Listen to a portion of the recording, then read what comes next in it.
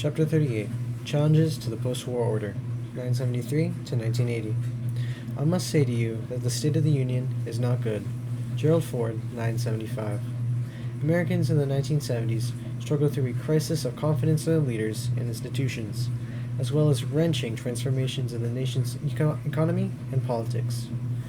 The engines of post-war economic growth and broadly shared prosperity sputtered to a near halt, giving way to a bewildering mixture of stagnation and inflation that was soon dubbed stagflation. Some of the major pillars of the post-war order began to crumble. Keynesian economic policies, an expanding welfare state, shared prosperity, and stable corporations matched by strong labor unions. Simultaneously, conflicts intensified about gender, religion, and America's role in the world. The patterns that emerged out of the crucible of these unsettling years persisted into the new century, including political polarization, a weakened federal government, the invigoration of free market economic doctrines, rising inequality, and the reassertion of traditionalist cultural values. Watergate and the unmaking of a president. Richard Nixon's electoral triumph in 1972 was almost immediately sullied and eventually undone by the so-called Watergate scandal. On June 17, 1972, 5 men were arrested in the Watergate apartment office complex in Washington after a bungled effort to plant electronic bugs in the Democratic Party's headquarters. They were soon revealed to be working for the Republican candidate committee to re-elect the president, popularly known as CREEP. The Watergate break-in turned out to be just one in a series of Nixon administration dirty tricks that included forging documents to discredit Democrats, using the Internal Revenue Service to harass innocent individuals named on a White House enemies list, burglarizing the office of the psychiatrist who had treated the leaker of the Pentagon Papers, and perverting the FBI and the CIA to cover the trickster's tracks. The moral stench hanging over the White House worsened when Vice President Spiro Agnew was forced to resign in October 1973 for taking bribes from the Maryland contractors while governor and also as vice president. In the first use of the 25th Amendment, Nixon nominated and Congress confirmed Agnew's successor, a 12-term congressman from Michigan, Jerry Ford. Amid a mood of growing national outrage, a select Senate committee conducted widely televised hearings about the Watergate affair in 1973 to 1974. Nixon indignantly denied any prior knowledge of the break-in and any involvement in the legal proceedings against the burglars. But when a former White House aide revealed that a secret taping system had recorded most of Nixon's Oval Office conversations, a Pandora's box of incriminating evidence lay open.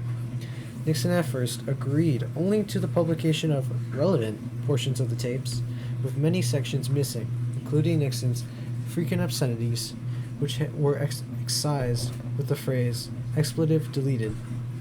But on July 24, 1974, the president suffered a disastrous setback when the Supreme Court unanimously ruled that executive privilege gave him no right to withhold evidence relevant to possible criminal activity. Skating on thin ice over hot water, Nixon reluctantly complied. 3 subpoenaed tapes of conversations with his chief aide on June 23, 1972, proved fatal. One of them, the notorious smoking gun tape, revealed the president giving orders 6 days after the Watergate break-in to use the CIA to hold back an inquiry by the FBI. Nixon's own tape-recorded words convicted him of having been an active party to the attempted cover-up.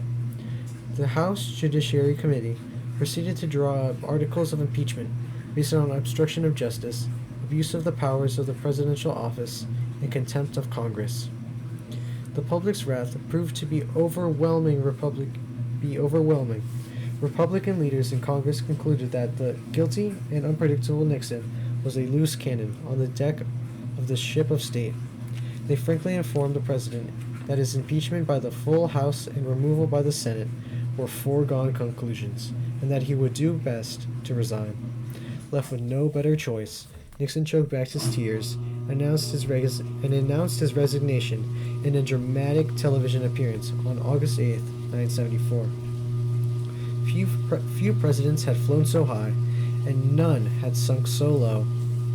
In his farewell address, Nixon admitted to having some judgments that were wrong. Unimpressed, countless Americans would change the song "Hail to the Chief" to "Jail to the Chief." The nation had survived a wrenching constitutional crisis, confirming that the impeachment machinery forged by the Founding Fathers could serve its purpose when public opinion overwhelmingly demanded that it be implemented. The principles that no person is above the law and the president must be held to a strict accountability for their acts were strengthened. The United States of America, on the eve of its 200th birthday as a republic, had eventually cleaned its own sullied house, giving an impressive demonstration of self-discipline and self-government to the rest of the world.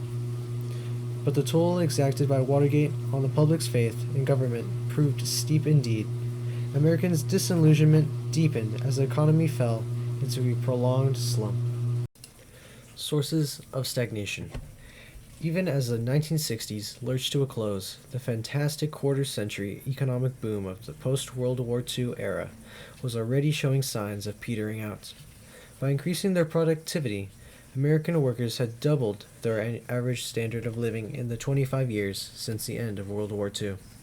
Now, fatefully, productivity gains slowed to the vanishing point. The entire decade of the 1970s did not witness a productivity advance equivalent to even 1 year's progress in the preceding 2 decades. At the new rate, it would take 500 more years to bring about another doubling of the average worker's standard of living. The median income of the average American finally stagnated in the decades after 1970 and failed to decline only because of the addition of working wives' wages to family incomes. The rising baby boomers now faced the depressing prospect of a living standard that would be lower than that of their parents. As the post-war wave of robust economic growth crested in the early 1970s, the can-do American spirit gave way to an unaccustomed sense of limits. What caused the sudden slump in productivity? Some observers cited the increasing presence in the workforce of women and teenagers, who typically had fewer skills than adult male workers and were less likely to take the full-time, long-term jobs where skills might be developed. Other commentators blamed declining investment in new machinery, the heavy costs of compliance with government-imposed safety and health regulations, and the general shift of the American economy from manufacturing to services, where productivity gains were allegedly more difficult to achieve and measure. Yet in the last analysis, much mystery attended the productivity slowdown, and economists continue to wrestle inconclusively with the puzzle. The Vietnam War also precipitated painful economic distortions. The disastrous conflict in the Southeast Asia also drained tax dollars from needed improvements in education, deflected scientific skill and manufacturing capacity from the civilian sector, and touched off a sickening spiral of inflation.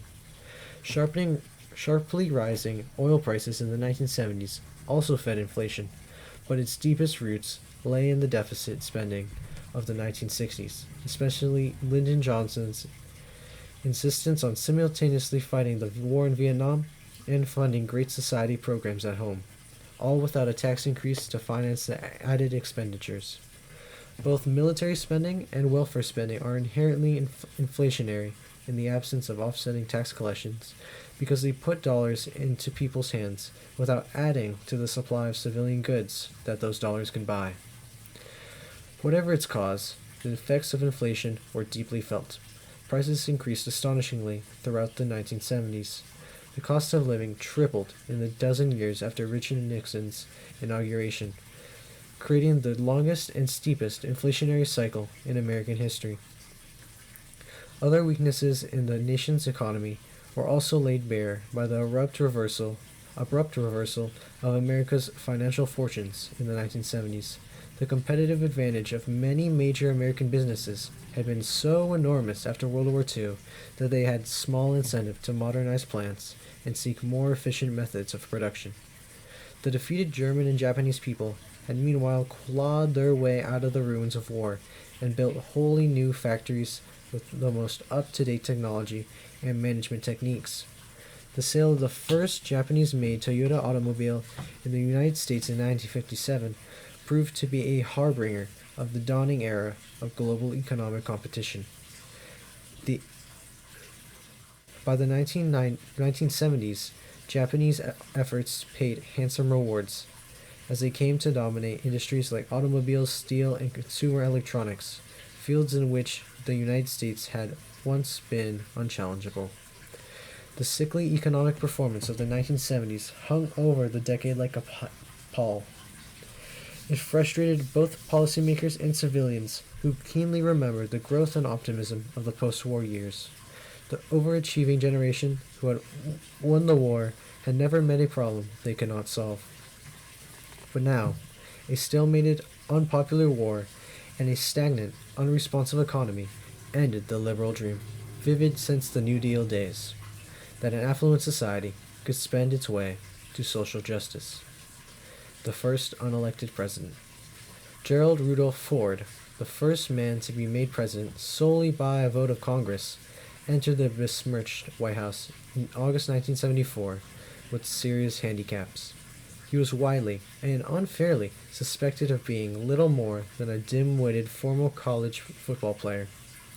President Johnson had sneered that Jerry was so lacking in brain power that he could not walk and chew gum at the same time. Worse, Ford had been selected, not elected, vice president, following Spiro Agnew's resignation in disgrace. The sour odor of illegitimacy hung about this president without precedent. Then, out of a clear sky, Ford granted a complete pardon to Nixon for any crimes he may have committed as president, discovered or undiscovered. Democrats were outraged, and lingering suspicions about the circumstance of the pardon cast a dark shadow over Ford's prospects of being elected president in his own right in 1976. Ford at first sought to enhance the so-called détente with the Soviet Union that Nixon had crafted. In July 1975, President Ford joined leaders from 34 other nations in Helsinki, Finland, to sign several sets of historic accords. One group of agreements officially wrote an end to World War II by finally legitimizing the Soviet-dictated boundaries of Poland and other Eastern European countries. In return, the Soviets signed a third basket of agreements, guaranteeing more liberal exchanges of people and information between East and West and protecting certain basic human rights. The Helsinki Accords kindled small dissident movements in Eastern Europe and even in the USSR itself, but the Soviets soon poured ice water on these sputtering flames of freedom. Western Europeans, especially the West Germans, cheered the Helsinki Conference as a milestone of détente.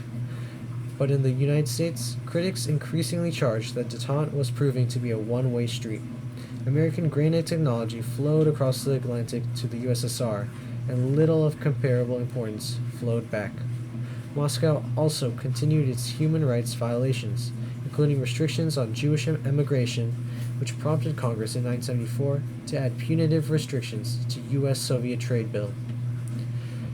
Despite these difficulties, Ford at first clung stubbornly to détente, but the American public's fury over Moscow's double-dealing steadily grew, stoked by conservative hawks mounting a political challenge to the administration.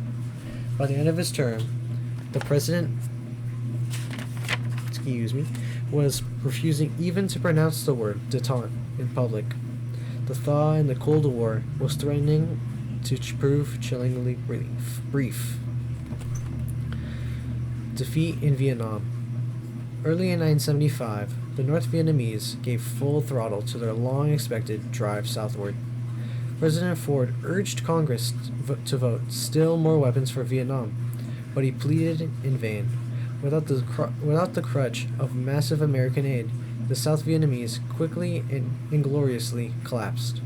The dam burst so rapidly that the remaining Americans had to be frantically evacuated by helicopter, the last of them on April 29, 1975. Also rescued were about 140,000 South Vietnamese, most of them so dangerously identified with Americans that they feared a bloodbath by the victorious communists. Ford compassionately admitted these refugees to the United States, where they added further seasoning to the melting pot. Eventually, some 500,000 arrived. The long, frustrating Vietnam War thus ended, not with a bang, but a whimper. In a technical sense, the Americans had not lost the war. Their client nation had. The United States had fought the North Vietnamese to a standstill, and then had withdrawn its troops in 1973, leaving the South Vietnamese to fight their own war, with generous shipments of costly American aircraft, tanks, and other munitions. The estimated cost to America was $118 billion in current outlays, together with some 56,000 dead and 300,000 wounded. The people of the United States had in fact provided just about everything except the will to win, and that could not be injected by outsiders. Technicalities aside, America had lost more than a war. It had lost face in the eyes of foreigners, lost its own self-esteem, lost confidence in its political leadership and its military prowess, and lost much of the economic muscle that had made possible its global preeminence since World War II. Americans reluctantly came to realize that their power, as well as their pride, had been deeply wounded in Vietnam, and that recovery would be slow and painful. Feminist victories and defeats. As the Army limped home from Vietnam, there was little rejoicing on the college campuses, where demonstrators had once braved tear gas and billy clubs to denounce the war. The anti-war movement, like many of the other protest movements that convulsed the country in the 1960s, had long since splintered and stalled. One major exception to this pattern stood out: American feminists, although they had their differences, showed vitality and momentum. They won legislative and judicial victories and provoked an intense rethinking of gender roles. Thousands of women marched in the Women's Stride for Equality on the 15th anniversary of the women's suffrage in 1970. In 1972, Congress passed Title IX of the Education Amendments, prohibiting sex discrimination in any federal assisted education program or activity. Perhaps this act's biggest impact was to create opportunities for girls and women's athletics at schools and colleges, giving birth to a new Title IX generation that would reach maturity by century's end and help professionalize women's sports as well. The Equal Rights Amendment, ERA, to the Constitution won congressional approval in 1972. It declared, equality of rights under the law shall not be denied or abridged by the United States or by any state on account of sex. 28 of the necessary 38 states quickly ratified the amendment, first proposed by suffragists in 1923, and Presidents Nixon and Ford both endorsed it. Hopes rose that the ERA might soon become the law of the land. Even the Supreme Court seemed to be on the movement side. In Reed v. Reed, 1971, hello Reed Miller, and Frontiero v. Richardson, 1973, the court challenged sex discrimination in legislation and employment. And in the landmark case of Roe v. Wade, 1973, the court struck down laws prohibiting abortion, arguing that a woman's decision to terminate a pregnancy was protected by the constitutional right of privacy. But the feminist movement soon faced a formidable backlash. In 1972, President Nixon vetoed a proposal to set up nationwide public daycare, saying it would weaken the American family. Anti-feminists blamed the women's rights movement for the rising divorce rate, which tripled between 1960 and 1976, and the Catholic Church and evangelical denominations organized a powerful grassroots movement to oppose the legalization of abortion. For many feminists, the most bitter defeat was the death of the ERA. anti-feminists led by conservative activist Phyllis Schlafly argued that the ERA would remove traditional protections that women enjoyed by forcing the law to see them as men's equals. They further believed that the amendment would threaten the basic family structure of American society. Schlafly charged that the ERA's advocates were just bitter women seeking a constitutional cure for their personal problems. Her Stop ERA campaign, STOP stood for Stop Taking Our Privileges, proved stunningly successful. Grassroots anti-feminist activists organized state-level efforts to block ratification and brought the ERA's momentum to a halt. In 1979, Congress extended the deadline for ratification of the amendment, but the battle was lost. The ERA died in 1982, 3 states short of success.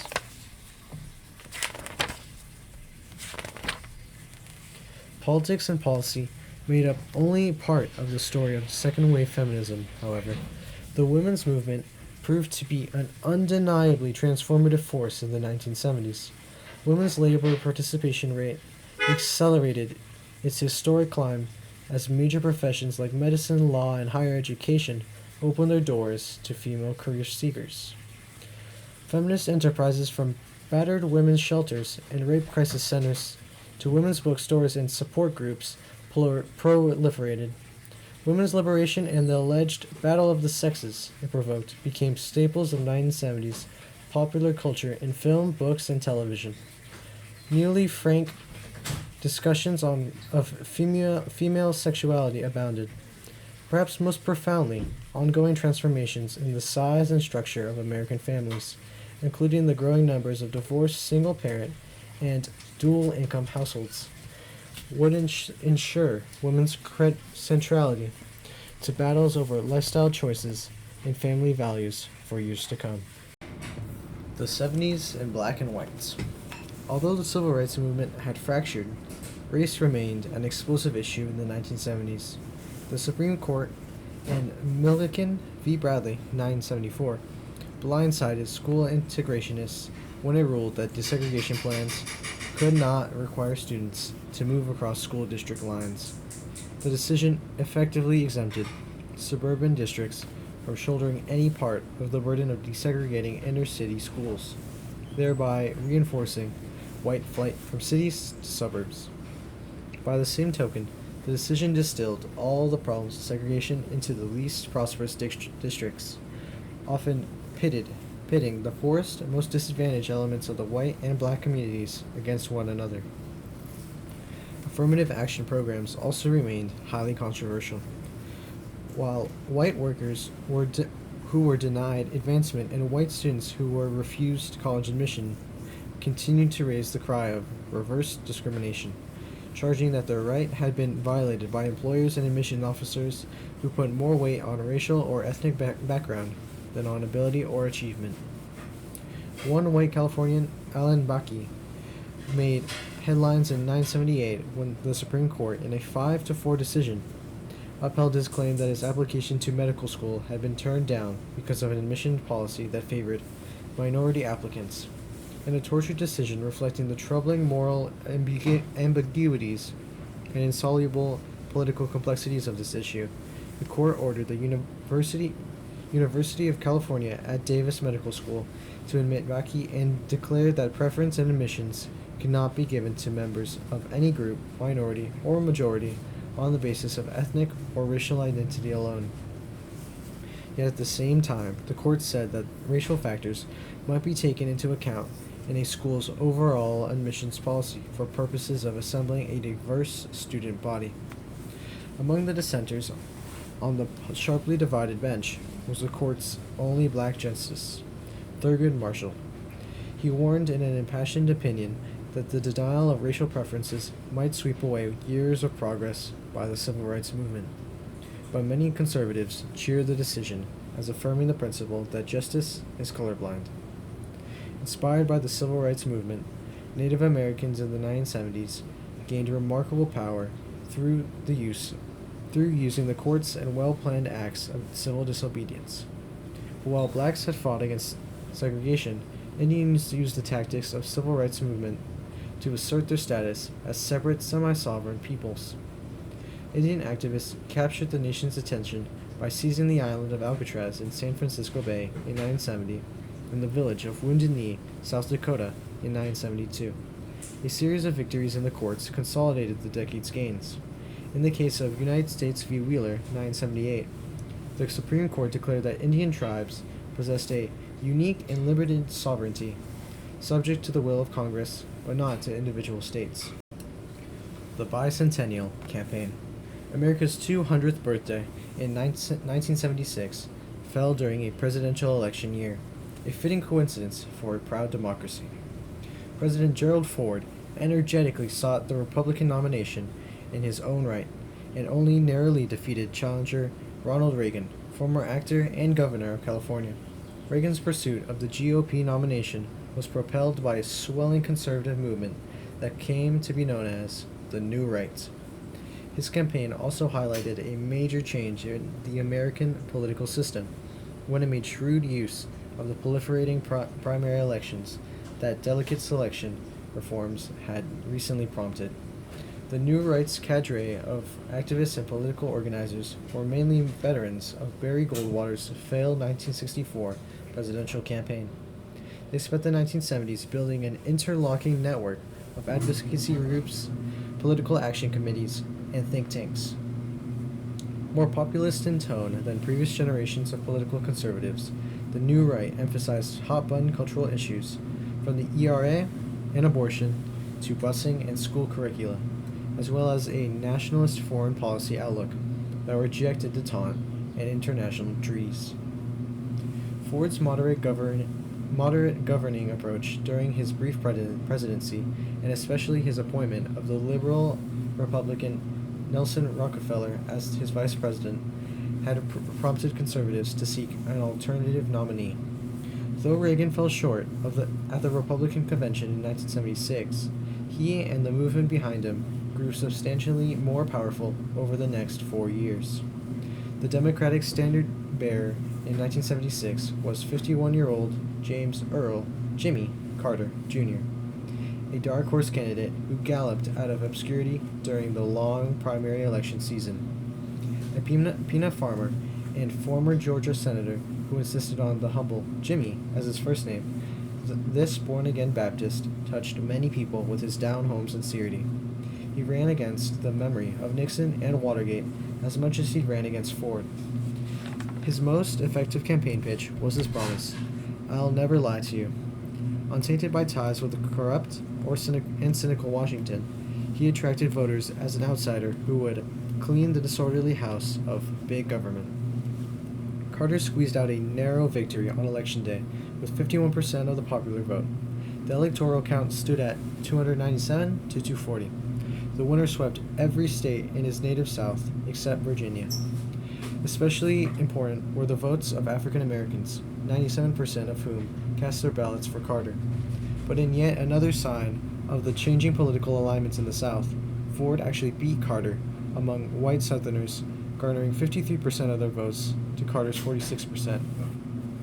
Carter enjoyed hefty Democratic majorities in both houses of Congress. Hopes ran high that the stalemate of the Nixon-Ford years between a Republican White House and a Democratic Capitol Hill would now be ended. At first, Carter enjoyed notable success, as Congress granted his request to create a new cabinet-level Department of Energy and to cut taxes. The new president's popularity remained exceptionally high during his first few months in office, even when he courted public disfavor by courageously keeping his campaign promise to pardon some 10,000 draft evaders of the Vietnam War era. But Carter's honeymoon did not last long. An inexperienced outsider, he had campaigned against the Washington establishment and never quite made the transition to being an insider himself. He repeatedly rubbed congressional fur the wrong way, especially by failing to consult adequately with the leaders. Critics charged that he isolated himself in a shallow pool of fellow Georgians, whose ignorance of the ways of Washington compounded the problems of the Greenhorn chief. Carter's humanitarian diplomacy. As a committed Christian, President Carter displayed from the outset an overriding concern for human rights as a guiding principle of his foreign policy. In the African nations of Rhodesia, later Zimbabwe, and South Africa, Carter and his eloquent UN ambassador, Andrew Young, championed the oppressed black majority. The president's most spectacular foreign policy achievement came in September 1978, when he invited President Anwar Sadat of Egypt and Prime Minister Menachem Begin of Israel to a summit conference at Camp David, the woodsy presidential retreat in the Maryland Highlands. Skillfully serving as a go-between, Carter persuaded the two visitors to sign an accord, September 17, 1978, that held considerable promise of peace. Israel agreed in principle to withdraw from territory conquered in the 1967 war, and Egypt in return promised to respect Israel's borders. Both parties pledged themselves to sign a formal peace treaty within 3 months. The president crowned this diplomatic success by resuming full diplomatic relations with China in early 1979 after a nearly 30-year interruption. Carter also pushed through 2 treaties to turn over the Panama Canal to the Panamanians, though at considerable political cost at home. Conservatives launched a massive campaign against the Panama Canal treaties, with Ronald Reagan stridently declaring, "We bought it, we paid for it, we built it, and we intend to keep it." 20 senators who voted for the treaties lost their seats in 1978 and 1980. For all of the sound and the fury, however, the treaties passed, and the United States gave up control of the canal on December 31st, 1999. Despite these dramatic accomplishments, trouble stalked Carter's foreign policy.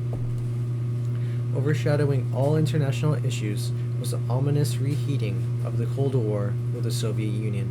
Détente fell into disrepute as Cuba deployed thousands of troops assisted by Soviet advisors in Angola, Ethiopia, and elsewhere in Africa to support revolutionary factions. Arms control negotiations with Moscow stalled in the face of this Soviet military meddling, as well as the aggressive opposition of domestic hawks. Economic and energy woes. Adding to Carter's mushrooming troubles was the failing health of the economy. A stinging recession during Ford's presidency had brought the inflation rate down slightly to just under 6%, but from the moment Carter took over, prices resumed their dizzying ascent, driving the inflation rate well over 13% by 1980. The soaring bill for imported oil plunged America's balance of payments deeply into the red, an unprecedented $40 billion in 1978.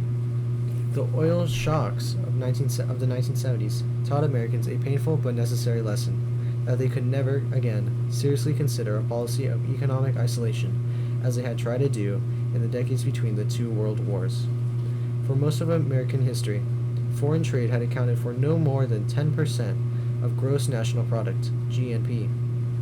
But huge foreign oil bills drove that figure steadily upward in the 1970s and thereafter. By century's end, some 27% of the GNP depended on foreign trade. Unable to dominate international commerce and finance as effortlessly as they once had, Americans would have to master foreign languages and study foreign cultures if they wanted to prosper in the rapidly globalizing economy. Yawning deficits in the federal budget, reaching nearly $60 billion in 1980, further aggravated the U.S. economy's inflationary ailments. The elderly and other Americans living on fixed incomes suffered from the shrinking dollar. People with money to lend pushed interest rates ever higher, hoping to protect themselves from being repaid in badly depreciated dollars. The prime rate, the rate of interest that banks charged their very best customers, vaulted to an unheard of 20% in early 1980. The high cost of borrowing money shoved small businesses to the wall and strangled the construction industry, which depended heavily on loans to finance new housing and other projects. Carter diagnosed America's economic disease as stemming primarily from the nation's costly dependence on foreign oil. Unfortunately, his legislative proposals for energy conservation in 1977 ignited a blaze of indifference among the American people. who had already forgotten the long gasoline lines of 1973. Events in Iran jolted Americans out of their complacency about energy supplies in 1979. The imperious Mohammad Reza Pahlavi installed a Shah of Iran with help from America's CIA in 1953, had long ruled his oil-rich land with a will of steel. His repressive regime was finally overthrown in January 1979.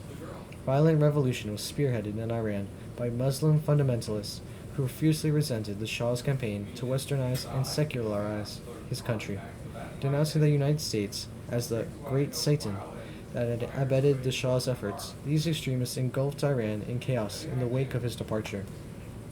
The crippling upheavals soon spread to Iran's oil fields as Iranian oil stopped flowing into the ocean, into the stream of world commerce.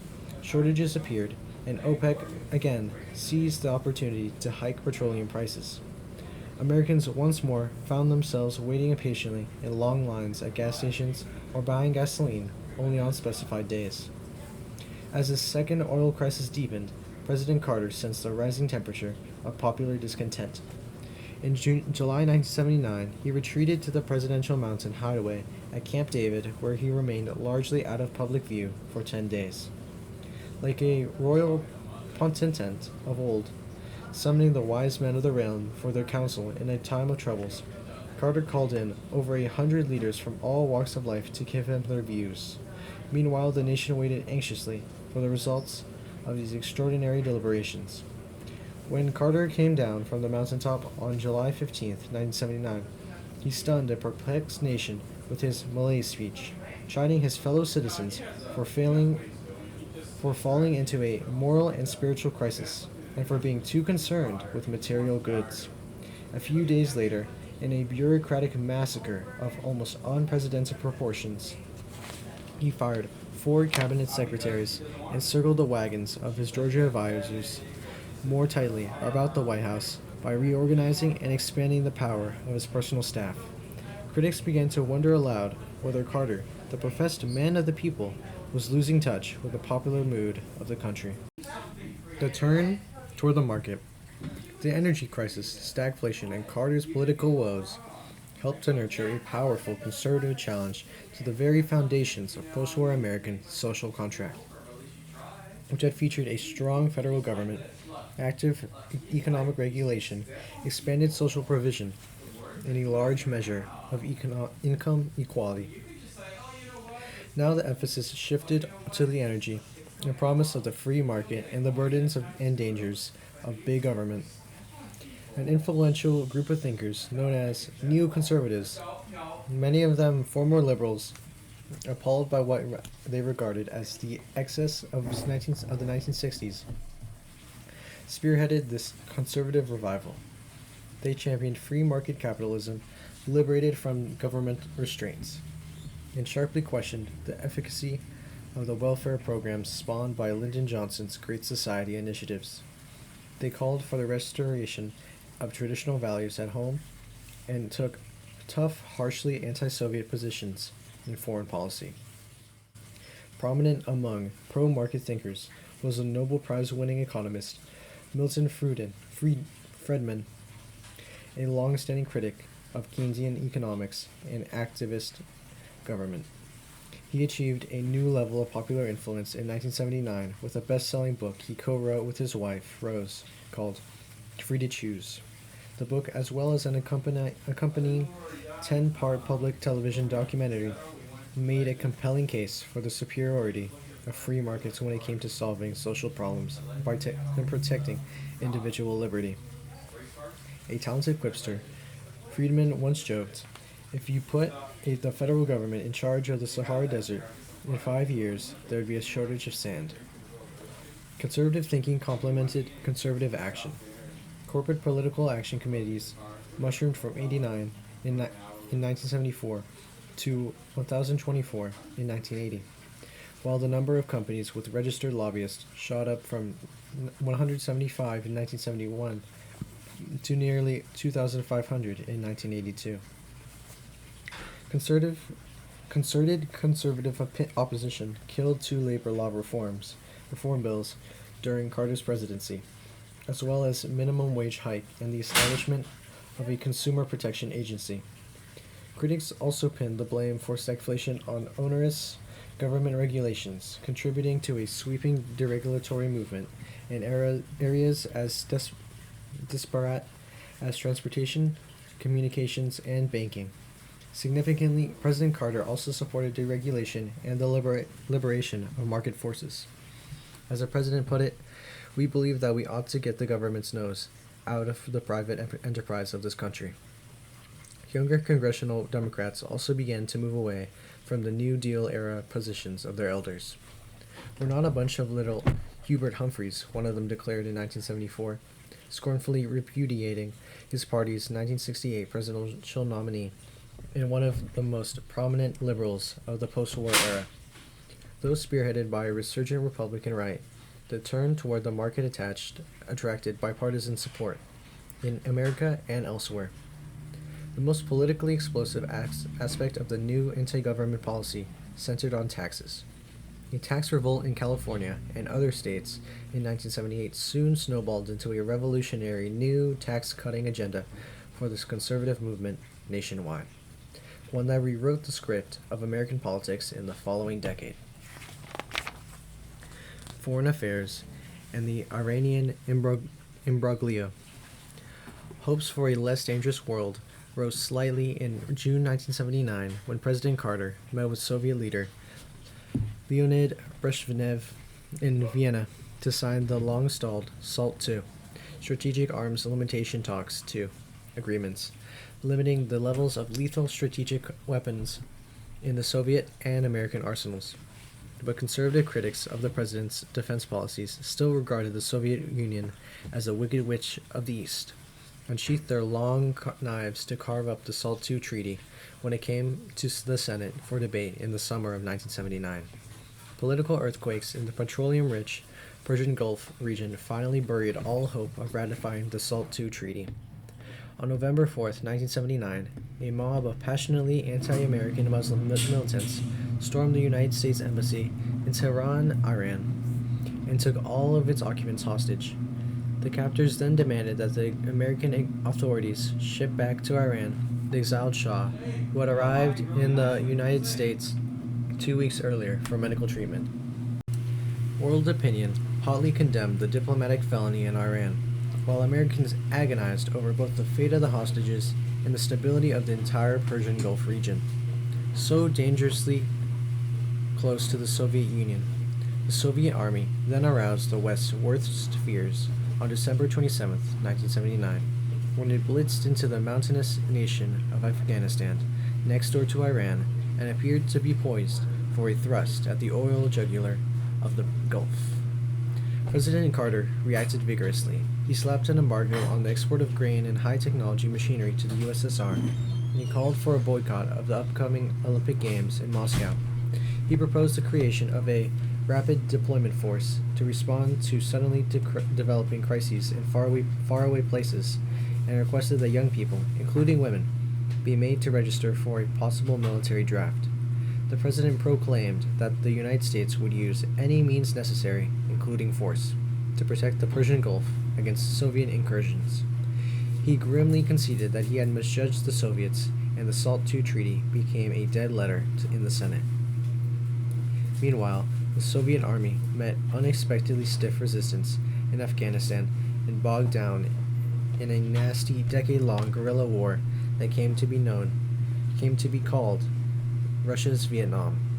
The Iranian hostage crisis was Carter's and America's bed of nails. The captured Americans languished in cruel captivity, while the nightly television news broadcasts in the United States showed humiliating scenes of Iranian mobs burning the American flag and spitting at effigies of Uncle Sam. Carter at first tried to apply economic sanctions and the pressure of world public opinion against the Iranians, while hoping for the emergence of a stable government in which to negotiate. But the political turmoil in Iran rumbled on endlessly, and the president's frustration grew. Carter at last ordered a daring rescue mission. A highly trained commando team penetrated deep into Iran's sandy interior.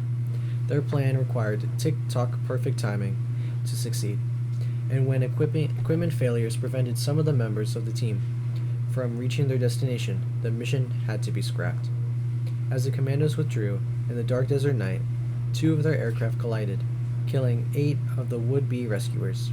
The disastrous failure of the rescue raid proved anguishing for Americans. The episode seemed to underscore the nation's helplessness and even incompetence in the face of a mortifying insult to the national honor. The stalemate with Iran dragged on throughout the rest of Carter's term, providing an embarrassing backdrop to the embattled president's struggle for re-election.